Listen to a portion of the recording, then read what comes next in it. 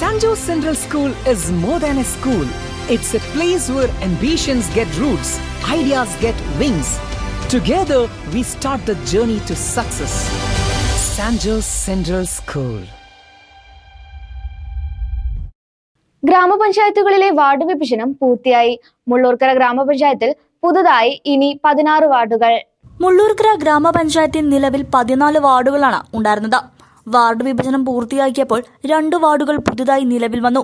ഇതോടെ മുള്ളൂർക്കര ഗ്രാമപഞ്ചായത്തിൽ 16 വാർഡുകളായി.